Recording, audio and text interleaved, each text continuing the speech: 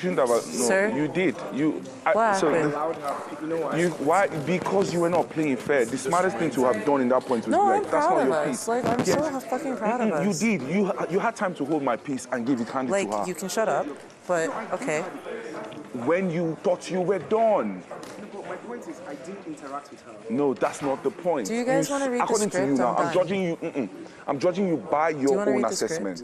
At some point. So how did two of my pieces get to your hand? At some point, she flipped open. Okay. She was trying to arrange stuff, and I saw when her stuff spilled over into my stuff.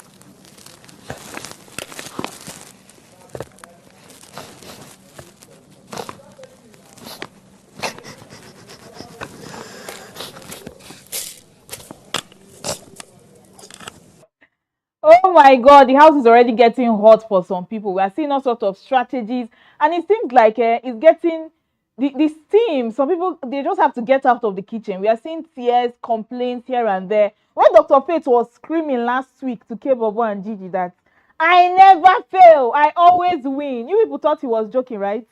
Faith is one person that I'm quite skeptical about. I don't even know how to figure him out, all right? He's direct, he's bold, he's not scared of anybody. He's not scared of whose ox is God. He doesn't care who he offends. He will stand his ground even to Big Brother.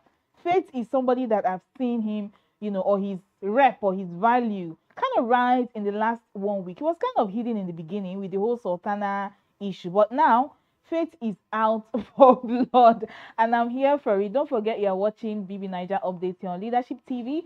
I'm your able host, Cynthia Onwado. Of course, I'll be bringing you the latest highlights, fights, strategies, and what have you from the Big Brother house in the last 24 hours. Let me move to Doris now. Let me start with Doris and her tears. All right, everything started from the sponsored tags that they had yesterday, Lopak tags, and they were divided into like 3 groups. There was soft life, chop life, and what have you. And of course, Faith, Big Soso, K-Bobo, Thelma, and Isabella, they were all in one group. Doris also had her group. And of course, the tag started with a puzzle. Yeah. And then Zita had to represent her group, and Faith also had to represent his group. At a point, it got so overwhelming, and Zita started, scattering her puzzle for what she had already done. She started scattering it and just being all over the place. And Faith stood at the corner, folded his arms, and was watching her. So when that particular section ended, and Big Brother was, counting the scores and all of that, Faith had to call Big Brother's attention and said, "Hello, Big Brother, excuse me, there's a mistake in Zita's puzzle." And that happened because that Zita's team scored the highest.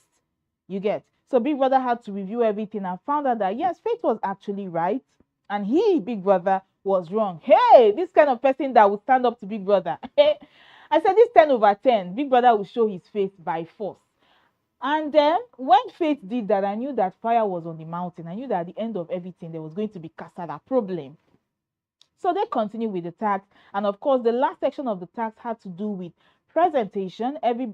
Somebody had to come out in the group and present, what they had done so far when it comes to the tags and all of that. And of course Doris represented her group, and she was presenting, and they were doing really fine. They were really above other groups. But one thing I noted was while they were preparing for the task, I remember Kola warning her not to look at a book or a paper and just present for whatever was in her head. But I think the overzealousnness, or maybe she forgot, and she was presenting from a little write-up that she had done. So when Big Brother, made the final scores, of course, Team Soft Life were the winners of that task. That's Faith, K-Bobo, Big Soso, Thelma, and Isabella, and one other person.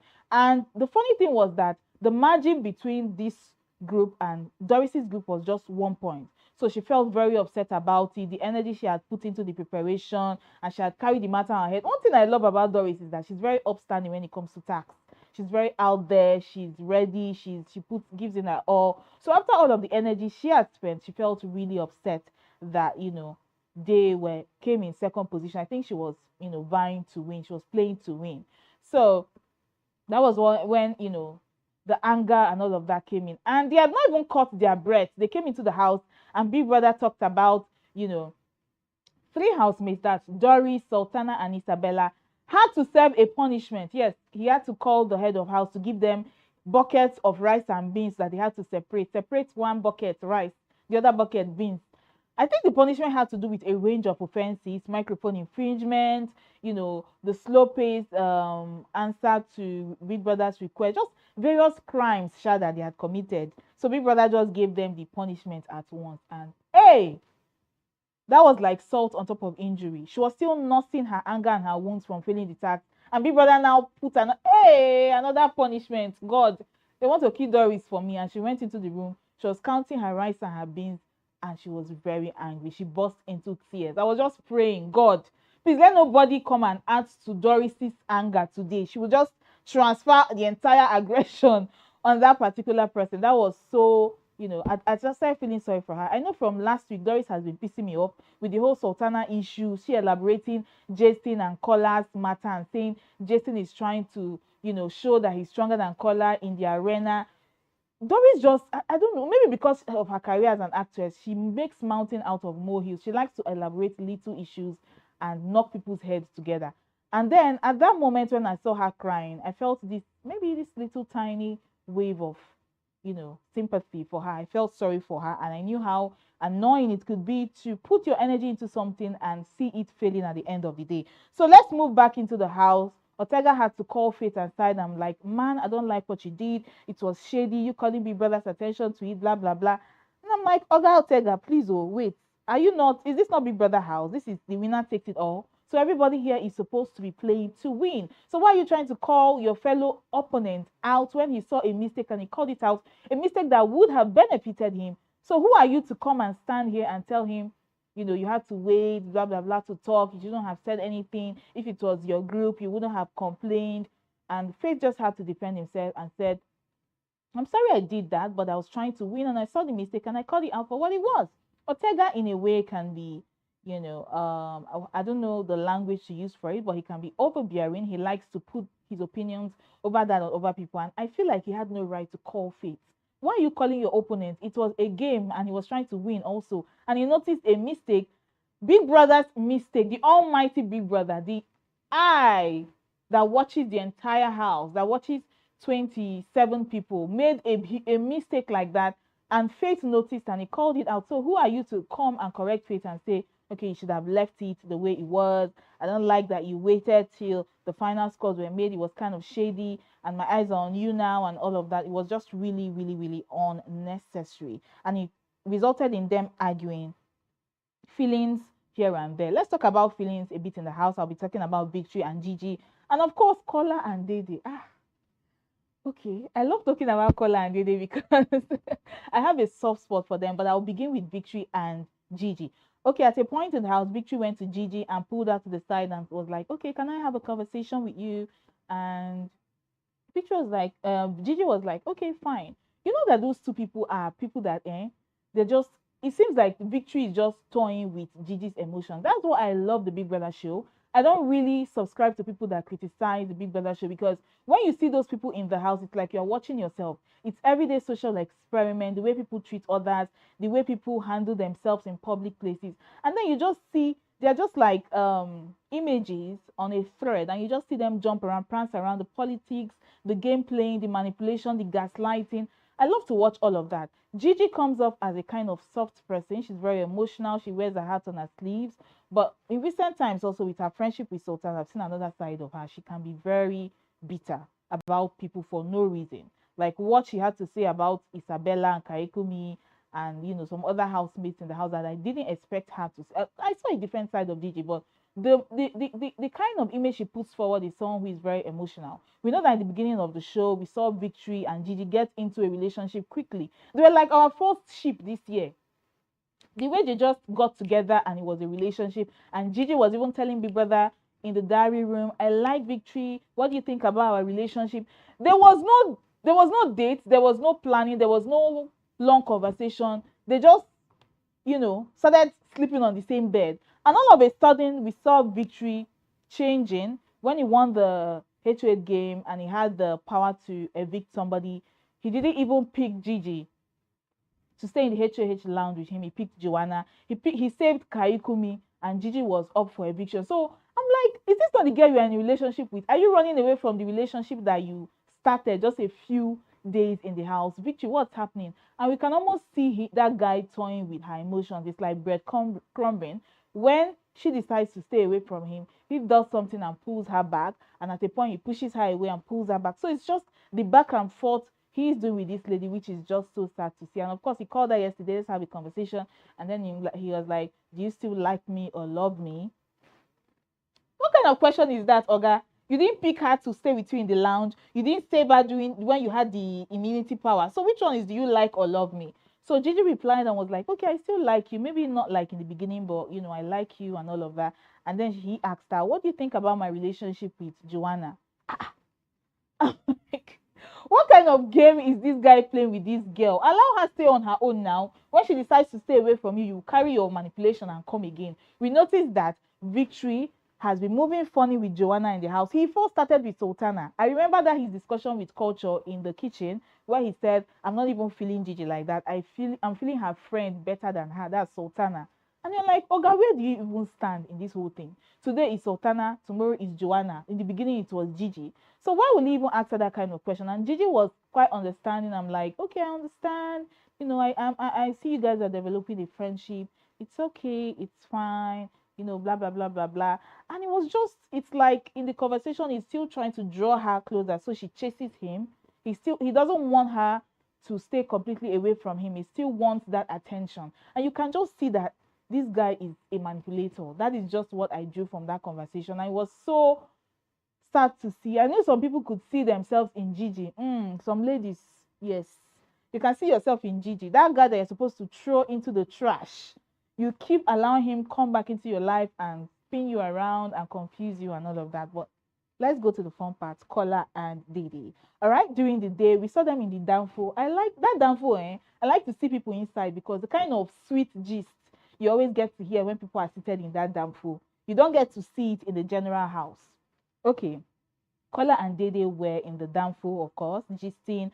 And I saw a different side to Kola. You remember that Dede told Big Brother that she doesn't enjoy conversations with Kola because he's always too like demanding. Oh, my feelings. You didn't check on me today. You don't care about my feelings. You didn't allow me touch you. You didn't let me rock you in the party room and blah. He's always so demanding, you know, and she being the Gen Z that she wants. She just wants vibe. She wants fun conversation. That's the different thing we get to see between Dede and Jason and Dede and Koyin also. There's no expectation, there's no string attached. It's just vibes. Like, okay, let's gossip, let's laugh, let's talk about people in the house, let's just gist.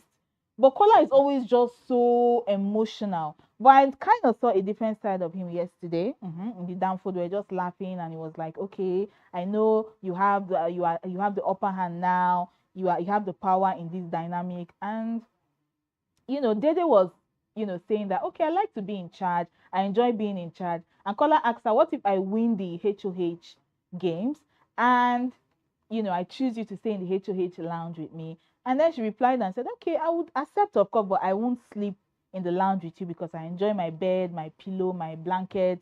You know, I can't stay away from those things. And then he was like telling her that you can bring them to the lounge. There's no problem. Just come and be with me and stay with me. And we thought it ended there. Or when they still moved the matter into the room and they were lying side by side.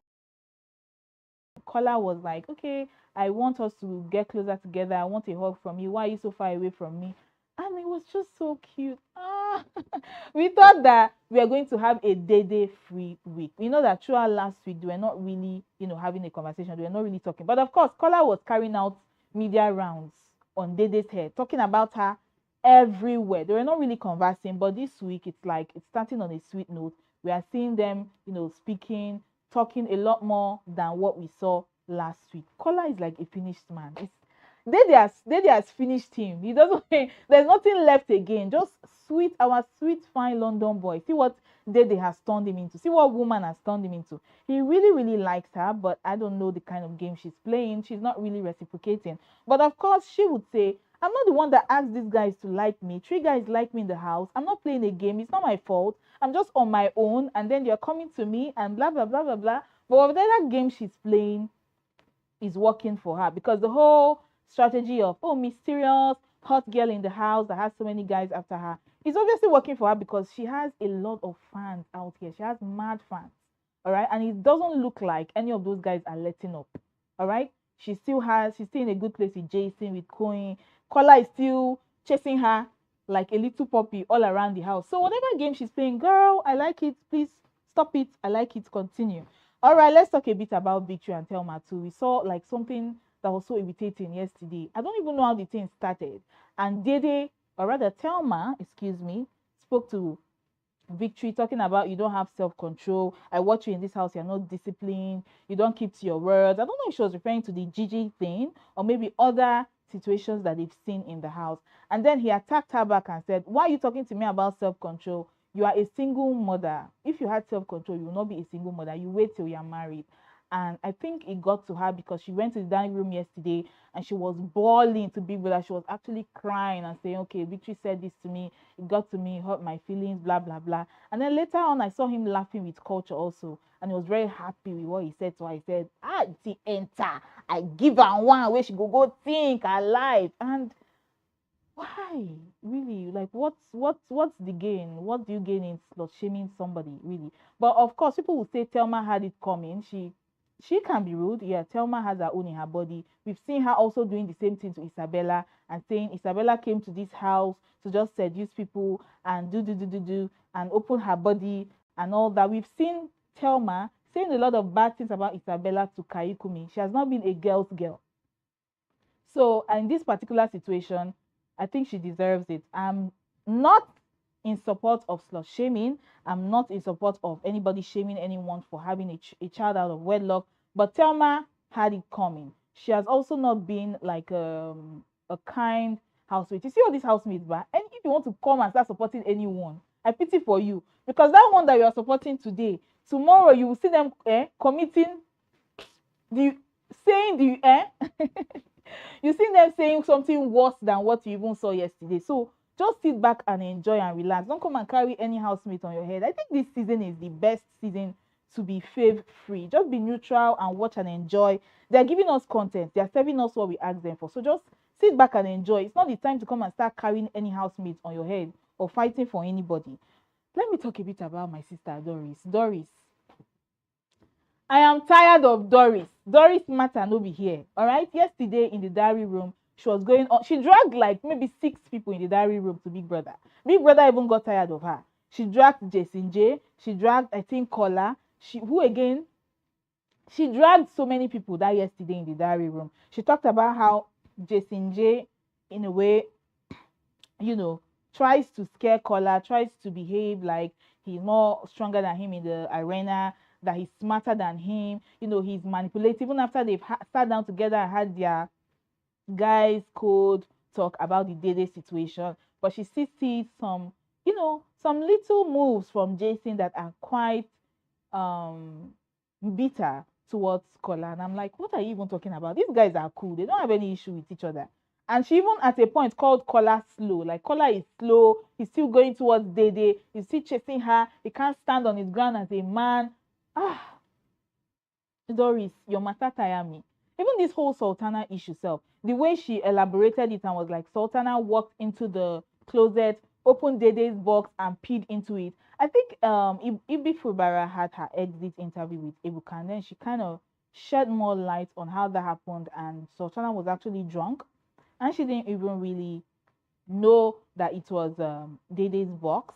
She had no idea what she was even doing. She was she was really in a drunk state. I think that was why Big Brother gave her the punishment that he gave her. But Doris, in a way, I don't see Doris as someone that is a good friend. All right, you tell Doris something and then she'll go and broadcast it in front of other people, and she will paint you in a way like you are not even her friend, you are not even a human being. She brings out the worst side of it. She tries to spotlight it. Doris is somebody that you should be really scared of, and she cannot be trusted. Today she's here, tomorrow she's here. After bad-mouthing Dede and saying all sorts of things about her to Kola, before you know it, we saw her in a conversation with Dede and said, I'm in support of a relationship with Kola. When Kola told me that he likes you, I was the person that even pushed him and said he should chase you more. I was the one that encouraged him. I encouraged the friendship. I'm like, Doris, am I watching another show? Are you not the same person that was on Kola's neck and saying, okay, you know, I thought you don't like her. Why are you going after somebody that you said is just beauty without brains? I thought, you know, me and you are already forming something. So Doris is somebody that we should watch out for in that house. She's very, very manipulative. You can't even understand her next move, but that's the fun part of the Bbnaija Season 10, 10/10. We know right now some of the housemates are having their diary session. Yes, Dede's diary session stood out to me because she also talked about the game plan people are saying that she has concerning 3 guys liking her in the house. She's reiterating that that's not her strategy. She's just living her best girly life. All right? If she has 3 guys that like her or are coming after her, it's really not her fault. She's just Dede, living the baby girl life, enjoying herself. But this is another week in the Bbnaija house. I'm enjoying the regime of Tracy, the HOH. Yes, it's been very, very peaceful. They said when a peaceful person is in charge, that's what you get to see. Everywhere will just be at peace. I think that's what we're experiencing with Tracy. Also, this week has been, you know, productive and peaceful week, and I'm hoping it to remain like that. But we'll be back tomorrow with another exciting episode and update from the Big Brother house. So keep it locked here on Leadership TV. Follow us on all our social media platforms: Facebook, Twitter, Instagram, TikTok, and also right here on YouTube. We'd love to hear from you, and also please leave your comments. Thank you. I'm still Cynthia Onado. Bye. Thank you for watching. For sponsorship and advert placements, please contact 08036886158. Last Word Leadership Podcast Studio. You have the last word.